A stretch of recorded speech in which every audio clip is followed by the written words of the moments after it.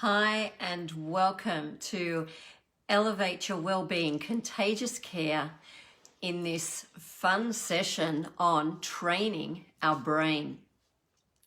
It's interesting, I've had to train my brain this morning and I'm just fixing myself up here a bit because I've been rushing with having done another video live series for a co-author that I co-authored with in the Elevate series with the international book that we wrote.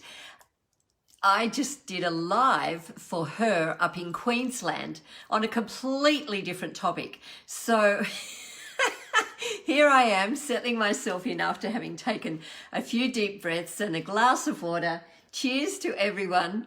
And I had to train my brain this morning to focus. That was my intention that I set this morning, and to be clear about the goals that I needed to achieve in order to get through another live video series just before having done this one. So I've trained my brain now to focus on training our brains. How good is that?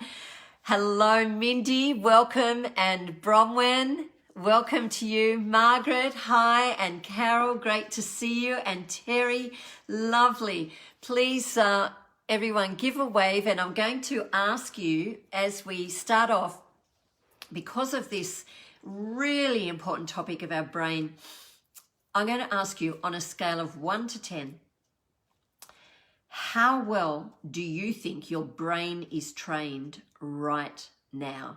So just give a quick assessment on a scale of 1 to 10, because this is all about how we can improve our brain with neuroplasticity. It is just a wonderful revelation that occurred a couple of decades ago, that we are now in an era where we can do amazing things with our brain. So it's very, very exciting. So on a scale of 1 to 10, how good is your brain right now, today? You can either just click in the comments whether you feel it's got great clarity, efficiency, sharpness, whatever, or whether you're feeling a bit, it's really drained from all the stuff that's been happening with COVID.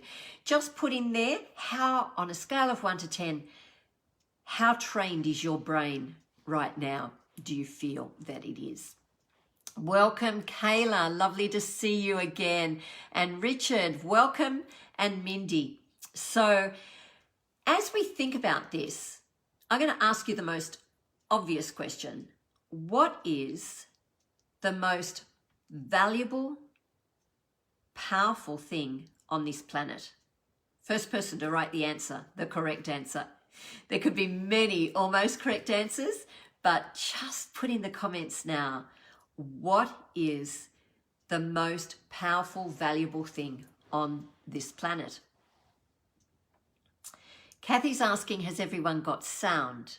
So that's a really important question. Thank you, Kathy. And please put in there so Kathy knows whether it's a problem with me or a problem with your sound system. Thank you. And welcome, Alita. And Christine, hey, my lovely daughter. Melinda was on my other session this morning. And now another daughter, Christine. So welcome. I don't know how you're managing this with the twins, but good on you. And Richard, you're a 7. That's great, having your brain at a 7. Margaret, you're feeling a bit sluggish today with a 7. That's okay. We're going to really get into this. Oh, good, Kaylee. You've got sound. So, yeah, hoping all of you do.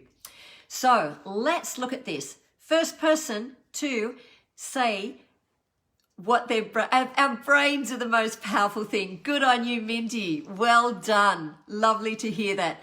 So they are our most powerful resource on this planet, not just within ourselves. If everyone maximized on their brain power, our world would be totally different in terms of relationships, in terms of no wars, actually negotiating verbally about how we can deal with conflict more creatively. So, Mindy, good on you. They are the most powerful resource that we all have, our brain, and none of our brains are to its maximum potential, even Einstein. So, wherever you go, there you are, is the saying. And wherever we go, there our brain is, there our heart is, our spirit goes everywhere with us. And in order to elevate our well-being, we need to assess our daily habits and train our brain to do what is good for us. We all have an idea, an inkling of what is best for us and best for the people that we love, but we need to train our brain to put that into gear.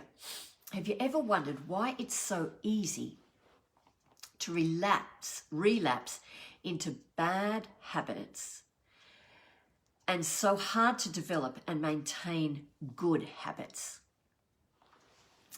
Well, one reason is that our brain always seeks the easiest path. It goes to the path of least resistance. A practical example of this occurs right outside the front of our house. When the concrete path finishes, there's a walkway, and when that finishes, people walk along our nature strip to get to the road. As more and more people walk along this shortcut, our grass gets thinner and thinner till eventually there's an obvious track that has developed. And with time, people see this shortcut and take it as well, thinking this is the normal way to go. And just as there becomes a well-worn path in the grass, so too our brain develops well-worn paths of thinking. Sometimes these are to our benefit. For example, when we drive our car, we just can automatically change gears, we know where the brakes are, we can automatically indicate turns and use the steering without giving any conscious thought to it. And probably just click in the comments there whether you've experienced driving home from work and you have no recollection of, even if it was an hour's journey, you have no recollection of what happened or where you went, which way, because your brain just automatically knows that worn pathway and you might have been deep in thought with something else.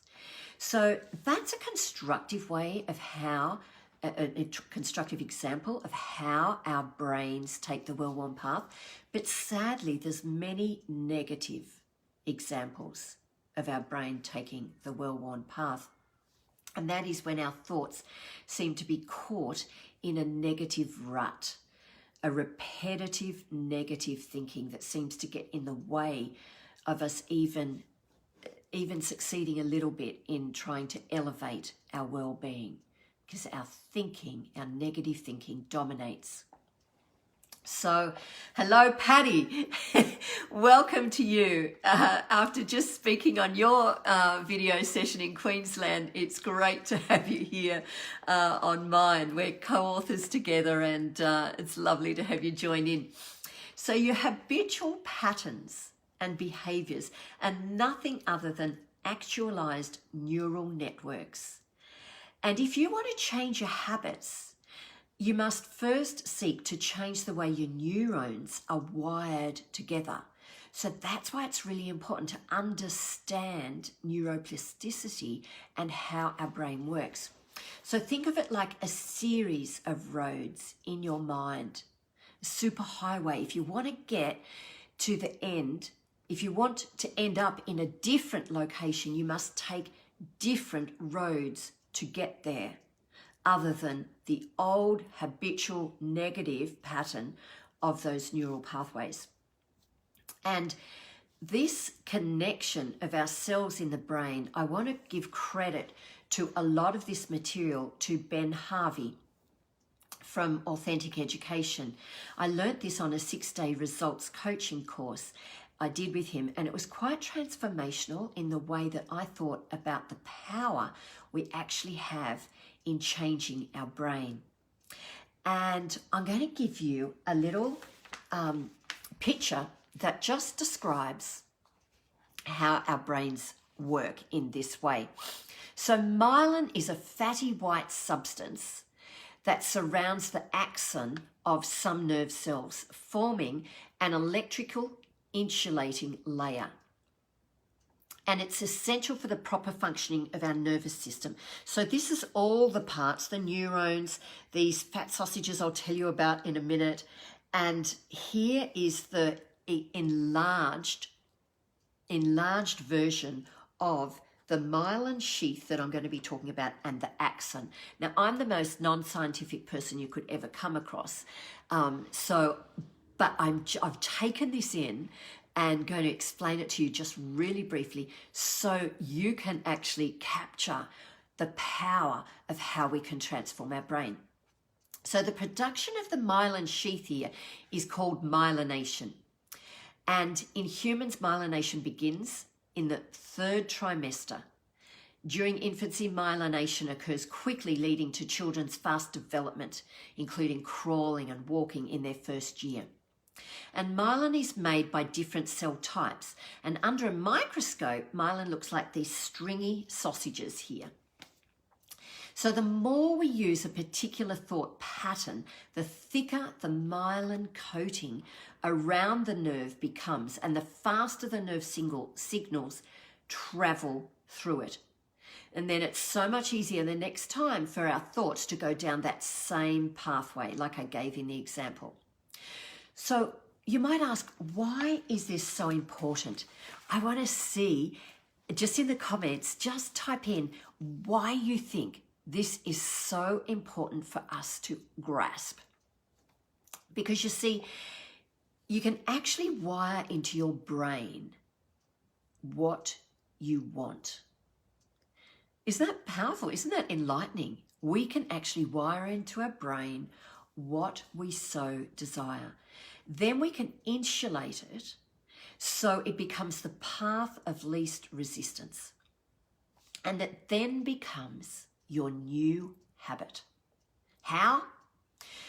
We must act with a sense of urgency, and we'll talk about that in a future session next week. A person who's done some tremendous work in this area. We must act with that sense of urgency to prevent the procrastination from occurring. Mindy, good on you. You answered the question to chance patterns and behaviors. And Margaret, to enable us to make changes. Fantastic. And Amanda, hi. So it's so important we can start the change by asking ourselves the question, why is this important to me? What change do I want to make? As Richard has said, change in lifestyle. What change do I want to make? Why is it so important to me? And then how can I maintain that instant change? Remember, the sense of urgency is important here. How can I make that instant change deep and lasting so as to maintain the change by practicing to create those new neuro pathways?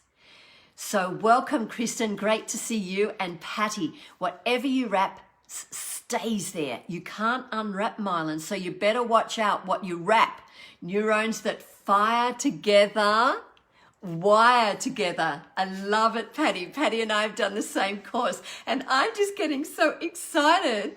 I'm heating up big time now. I'm not just getting a hot flush, I'm getting excited about the topic because it just really empowers us in all aspects of our life. So, one time when I drove home with a friend who lives down our street, when I drove a different way, going a scenic route, it only took an extra minute, and I often do this instead of going the direct route. She asked me, "Oh, why are you doing that, Heather? You know, do you go this way often?" And I explained that this new method of training the brain in order to be able to accept new habits is a really powerful thing to do in all our aspects of life so that we can be flexible, adaptable, train our brain quickly by actually doing it in simple tasks like that, just driving home in it, creating a new roadway in the brain to be able to let it expand. And so she's been doing that ever since now. It's lovely hearing that. So we can be creative, childlike, and playful in everything we do. And that's the fun of this, in training our brain differently. All we need to do is to myelinate what we want. That is, to insulate it and keep it protected so as to maintain that change that I make at an instance. Now, it's interesting. I was speaking with John, my husband, this morning when I was talking on this, to telling him what topic I was speaking on today. And he reminded me of his really wacky myelination that he did when, just such a simple thing, and he didn't realize he was myelinating at the time. But when he turned 40, he joked about deciding what radical change in his life he's going to take for a midlife crisis, to at least prepare for one. You know, he wasn't having one, but he was just joking, saying, well, you know, I could buy a red sports car, I could change my wife, I could do all sorts of weird things, you know, but no, I'm going to do a real wacky thing that has no effect on anybody. And what he decided to do on the day he turned 40 was to start wearing his undies inside out. I have got a wacky husband. It took 3 weeks of him remembering to do this each day, and he'd joke about it. He'd flip his underwear up when I was there just to enjoy watching it. And mind you, he didn't wear the second pair inside out from the day before. Okay, he actually decided to wear his new underpants every day. Sorry if this is too much information, Christine, my daughter. But every day he was myelinating a new behavior, and he laid it down. He laid down those neural connections, and now he does it routinely. And he's been doing that for 23 years. Now, it causes some issues though, because when he went to the doctors only a couple of years ago, he was examined by a young female medical student who probably thought, how sad. This old dude has no idea he's wearing his undies inside out. Of course, John didn't explain. So there was this poor female medical student wondering her private thoughts. But another powerful example is this. Who remembers what they had for lunch last Tuesday? I wouldn't have a clue unless you put it in, just yes or no. Who remembers what you had for lunch a week ago, last Tuesday?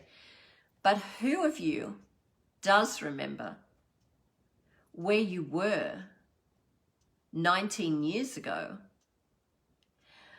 on September 11th when you heard the shocking news?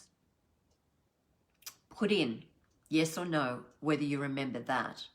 Okay, so yes or no whether you remembered lunch. Just type it in the comments. Yes or no whether you remember. Say what the yes or no is for though, whether it's for lunch last Tuesday, and then put yes or no whether it was lunch, whether it was not lunch when you're having when you're watching the first shocking news of 9/11, but whether you actually remember that moment where you were when you heard that news. So Alita's saying no for lunch. Kathy's saying no. Patty, salad, you have it every day. Well, that's, of course, you're going to remember that. No, I hope so anyway. Kayla's saying no to lunch. But yes, Margaret and Kathy and Kayla are saying yes to September 11th. And Patty, yes, I do know where I was, Mindy is saying. So it's really obvious. You see, this was a significant world-changing event. And the more often we saw those images of the World Trade Center, the more myelin coating was being laid down around the specific nerve pathway in our brain. And then the images are permanently stuck in our memory together with those associated emotions. So it's really, really important that we understand this. So Mindy's saying no for the lunch last Tuesday, but yes, it must have not been very exciting. Made no imprint. And David, hello David, my brother, clearly no to lunch, but clearly yes to 9/11. So today we can stop wrapping what you don't want, and we can start wrapping what you do want. You see, the fastest way to get over your problems, it's been said, is to forget to remember you've got them. And this is all about myelination. Don't focus on the trauma or difficult experience that you've had. It's a new way of coping now with post-traumatic stress. In the previous decades, it used to be the counselling approach of going over the story and dealing with all the emotions. But now the new methods are to not do that, because it myelinates your pathways, and you're creating more ways of constantly thinking about that trauma. So don't focus on the trauma or difficult experience, but instead record what you've learnt from that trauma, the wisdom you've gained from it. And no matter how traumatic the experience could be, if you start centering yourself and go back to the session I've done on breathing and connecting with our breath and meditation, and then focusing on gratitude, which was the session after, to then set your intention, you can actually set an intention to then wrap this new network by practicing.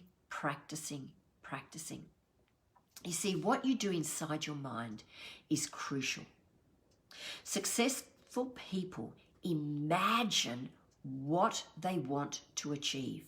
And that's why in the last session we looked at imagine action, how to set your goals and really concretize them with imagination. Because the wonderful thing in all of this is the brain does not know the difference between reality and imagination. You react in accordance with what you perceive the reality to be. For example, I was just bushwalking a few weeks ago. I was bushwalking on the weekend with our family for Mother's Day, but a few weekends ago when I was bushwalking, I came across a stick on the path. What do you imagine I thought it was? Yes, a snake. It looked like a black snake. It was stationed, obviously a stick is stationary, but how did my body react when I saw that stick with me thinking it was a snake? I jumped. My brain told me to jump and avoid the snake. You see, mindset really does matter.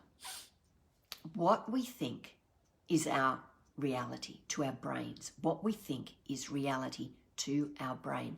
What we observe in ourselves and others is reality to our brain. What we imagine is reality to our brain. So whether you're watching, imagining, or thinking about something, or actually doing it, to your brain, it's all the same stuff. You know, in the Bible, there's a fantastic verse that says, "For as a person thinks, so he or she is." That's from Proverbs, the wisdom, the tremendous wisdom from Proverbs. As a person thinks, so he or she is. So mentally, we can rehearse the new thing that we want to achieve so as to reduce the response of the hindbrain, the reptilian brain, what I like to call the snake brain, because it's the fear of the snake and physically reacting with that knee-jerk reaction as if it was a snake. And we want to mentally rehearse doing a new thing to accelerate the change we've made in our life by making this decision to be proactive and choose a different pathway by deep breathing meditation, by visualizing and imagining that successful change. We will start the steps of creating a new habit in our neural pathways. So remember, your mind is that powerful. Your mental game is intricately connected to your physical body and your emotions. So if you focus on your destination and mentally how you're going to get there, you're much more likely to succeed.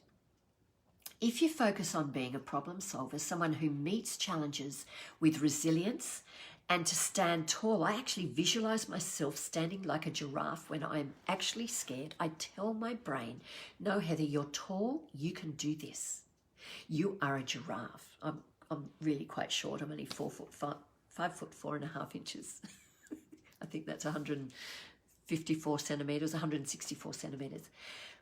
I'm not tall, but I imagine myself, I stand tall and I feel that extension in every part of my body, so that when I'm afraid of something, I actually tell my brain to expand, and when I'm nervous about something, I don't focus on the fear or feeling nervous that I have, but I develop that into expansion energy by standing tall, and I tell my brain different thoughts that I can do this, and this is expansion. I'm going to grow through taking that challenge, jumping the hurdle of doing something that that is out of my comfort zone.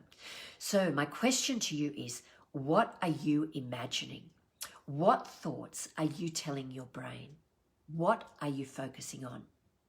Because you, yes, little you, can stand tall and be that giraffe and control your mindset and your attitude.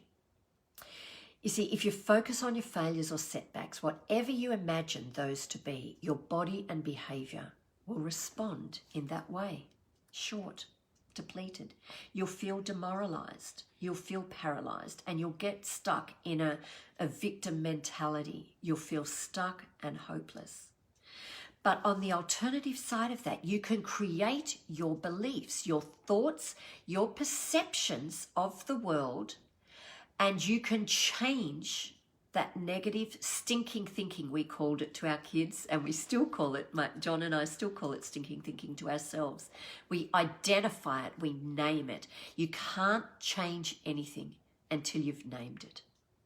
So, to understand what you think, what you observe, and what you imagine, then that can become true. You are in charge of your mental environment and the reality that you create.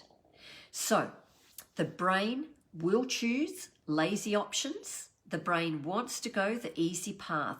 So it's loving those old roads, but the important thing you can do is train your brain to create new constructive roads. Create that superhighway, go off onto the superhighway and create new neural networks so that what you're used to, that familiar old routine, if it was destructive, that no longer becomes the path of what you're used to.